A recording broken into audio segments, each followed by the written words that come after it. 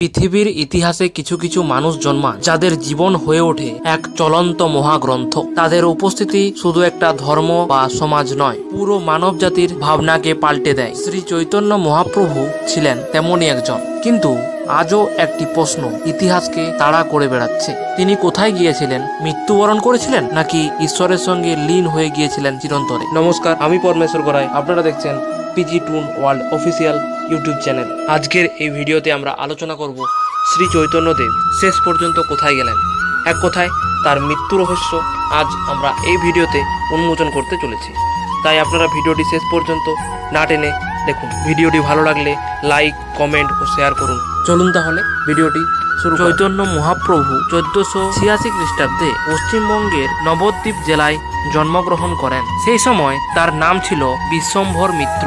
নিত্যানন্দ মহাপ্রভুর সহযোগী ছিলেন তিনি ছিলেন বৈষ্ণব ধর্ম আন্দোলনের পথিকৃত। তিনি গৌরাঙ্গ নামে পরিচিত ছিলেন তার গৌর বর্ণের জন্য। চৈতন্য মহাপ্রভু মানুষকে বলতেন ঈশ্বরকে পাওয়ার পথ হলো প্রেম ও সংকীর্তন। তিনি ঈশ্বরকে দেখতেন প্রতিটি জীবের মধ্যে। তার ভাষায় জীব, দয়া, নাম, রুচি, বৈষ্ণব সেবন ছিল মুক্তির পথ। মৃত্যুর আগে তিনি ছিলেন পুরীধামে। সেখানে তিনি দিন কাটাতেন জগন্নাথ মন্দিরে ভক্তদের মাঝে। হঠাৎ একদিন গুজব ছড়ায় তিনি গর্ভগৃহে প্রবেশ করে আর ফিরে আসেননি। কোথাও তার দেহ পাওয়া যায়, দাহ করার কোনো তথ্য বা প্রমাণ নেই। প্রশ্ন এখানে, এমন একজন মানুষের মৃত্যু যদি হতো তাহলে সেটি গোপনে কেন ঘটত?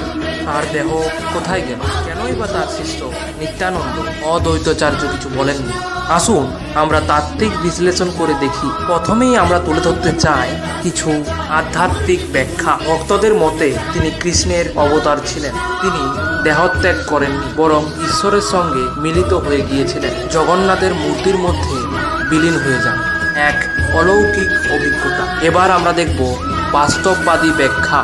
তাকে হয়তো মন্দিরে হত্যা করা হয় কিছু গোপন কারণে। হয়তো রাজনীতি, ধর্মীয় বিভাজনের আশঙ্কায় শিষ্যরা তার মৃত্যুর রহস্য গোপন রাখে। ব্রাহ্মণ ও রাজসভার মধ্যেকার চাপে ঘটনাটি পুরোপুরি চাপা পড়ে যায়। অনেক ইতিহাসবিদ ও গবেষক এ বিষয়ে মত দিয়েছেন, যেমন ডক্টর ভগবতী চরণ বন্দ্যোপাধ্যায়, কালী প্রসন্ন সেন, রাধা গোবিন্দ নাথ প্রমুখ গবেষকরা বলেন শ্রী চৈতন্যদেবের মৃত্যুর লিখিত তথ্য ইচ্ছাকৃতভাবে মুছে ফেলা হয়েছে।